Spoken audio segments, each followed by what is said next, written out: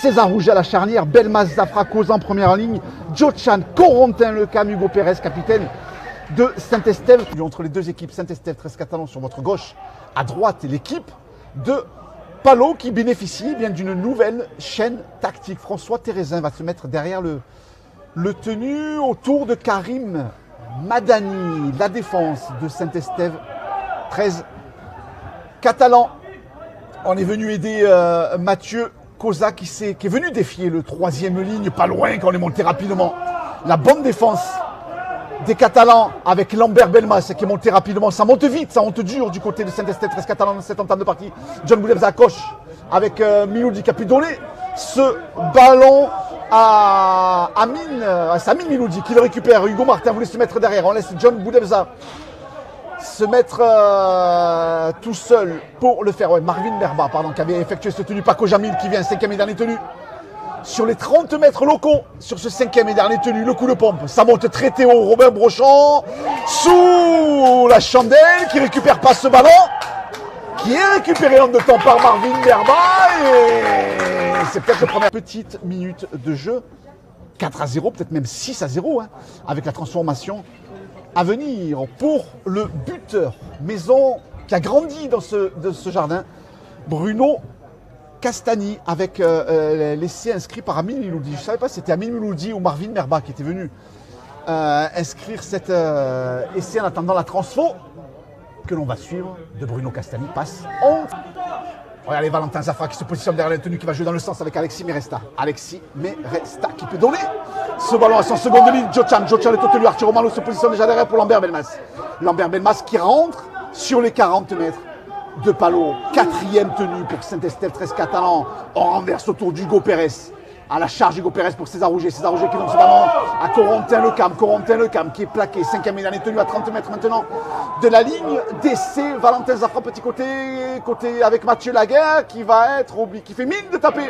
Mathieu Laguerre qui fait mine de taper, qui va essayer d'y aller tout seul, repris par Amin Miloudi. Il est devant la ligne de l'essai. Et oui, l'essai validé, le solo, magnifique. Ils y sont pas, il y a un petit trou qui s'ouvre, il le prend, une feinte.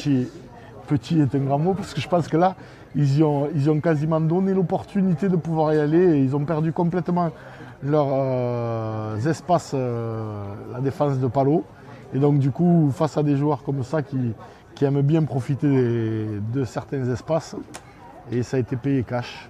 La transformation à venir, regardez, de Robin Brochon face aux potions physiques aura un rôle important sur les 10 dernières minutes de ce premier acte, où sous la fatigue, il va se passer des choses. La transfo a fait la tentative de pénalité dans son jardin. Parce qu'on vient juste de passer la mi-temps de cette première mi-temps. Exactement. Et déjà, on voit des deux côtés des signes de fatigue. Et cette pénalité qui est rouge sur le terrain sur cette fin de première mi-temps ici à Saint-Estève. Légèrement à droite des poteaux, complètement dans les cordes. Il faut aussi que le discours à la mi-temps sera super important des deux camps.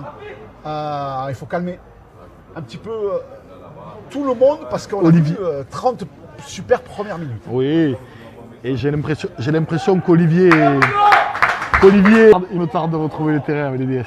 Le championnat féminin de rugby à 13 qui reprendra en février. Alors, officiellement, depuis le changement de fédération, on n'a pas encore les dates.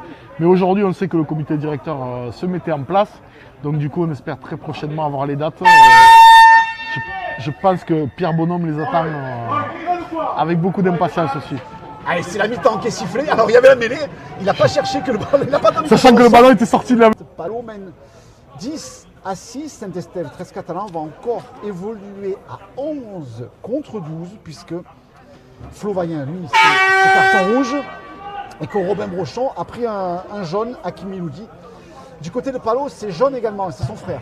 Amin Miloudi qui donne le coup d'envoi et d'engagement de cette seconde période ici à Saint-Estève. Et sur l'engagement, signe laissé Lucas Ribas derrière. On va allonger les bras autour de Meresta sur le pas. Jochan, bien capté ce ballon sous la grosse défense d'Omer Djalout et des Palouin, qu'on insiste autour du ruck avec Hugo Pérez. qui part à l'abordage, qui peut libérer quand même avec César Rouget. César Rouget sur le côté gauche qui peut sauter pour Mathieu Laguerre. Mathieu Laguerre qui va essayer d'aller tout seul et qui va tout seul. Mathieu Laguerre qui fait voler ses deux. 13 Catalans, 10 partout. 10 partout certainement. 5e minute de jeu. Parce qu'on ne se sera pas laissé surprendre et qu'on aura pris le chronomètre dans cette deuxième mi-temps. Ah bravo Cyril. Bravo. D'où ça glisse et ça monte pas. Je crois que la défense d'Hakim Miloudi est en train d'énerver Olivier Lima. Et Joe Chan en percussion qui franchit la ligne des 40 mètres. Visiteuse, il est obtenu Joe Chan. On joue dans le sens avec Valentin Zafra qui est rentré autour du ruck avec César Rouget qui casse la ligne. César L'équipe de Palo qui aurait dû être pénalisée, qui ne l'a pas été, qui joue en reculant, des plaquages manqués sur le côté gauche avec Hakim Miloudi. C'est ça. Et puis cette équipe de Saint-Estève 13 Catalan qui joue vite, qui met du rythme. Ah, parce qu'il laisse jouer, il aime laisser jouer. Ils vont la jouer à la main.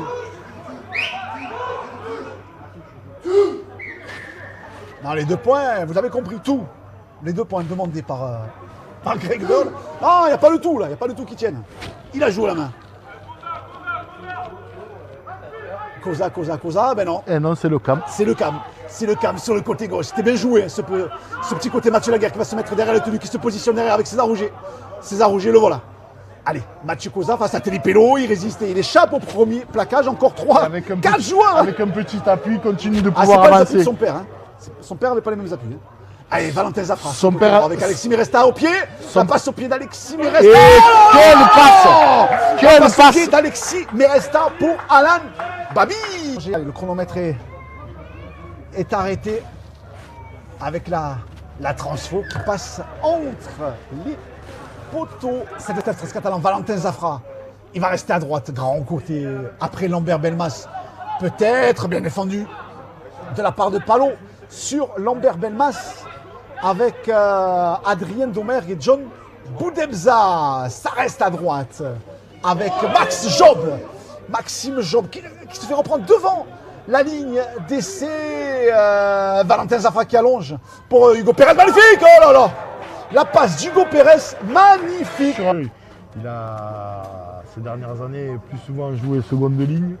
Là, il joue 3e ligne. Il encadre ses jeunes et en même temps, il fait profiter de son expérience. Aujourd'hui, c'est pas un match qui lui déplaît. Il aime et aller l'expérience des derbies. Donc il profite de ça. Avec la transformation qui passe, réponse ça vient mettre l'épaule là et où il faut. Paco Jamil là aussi. Hein. C'est pas évident de défendre sur le garçon parce que lui ne laissera pas sa part à ses coéquipiers. John Boudebza derrière le tenu. Bruno Castagni demande le ballon. Bruno Castagni le récupère pour Karim Madani. Côté droit de l'attaque Palowenk, 30-10, les 10 dernières minutes de ce derby. Bruno Castagni sur le côté gauche et la bonne course de Adrien. Eh bien, Saint-Estève 13 Catalan mène toujours 30-14 en attendant la transfert de Bruno Castagni et la possibilité d'un petit 30-16 même. Et l'équipe de Saint-Estève, Omer Jalout qui gagne énormément de mètres, ça joue rapidement. Marvin Herba est bonne cette attaque du côté Palowenk avec le côté gauche emmené et porté la défense de Alexis Meresta. Et le petit côté tenté une nouvelle fois par les Palowenk et l'essai qui va 20 minutes de cette partie. 78e. Hakim Miloudi qui inscrit un nouvel essai du côté de Palo. Ça sera certainement l'essai du bonus défensif avec la transformation qui passe entre. On a l'impression qu'il y avait plus d'écart entre les deux équipes finalement. Eh bien, Palo vient mourir à 8 points de Saint-Estève 13 Catalan, c'est rien. Hein. Mais Palo a joué de plus quand même. C'est l'absence de ces 20 minutes de seconde mi-temps, ces 20 premières minutes de seconde mi-temps. Palo a... Allez, vous l'avez entendu, c'est la corne. Ils vont devoir tenter quelque chose, certainement, un coup de pied par-dessus. John Boudebza. Ah, il voulait jouer. Paco Jamil voulait le ballon. Ça râle du côté de Palo. Il voulait tenter quelque chose.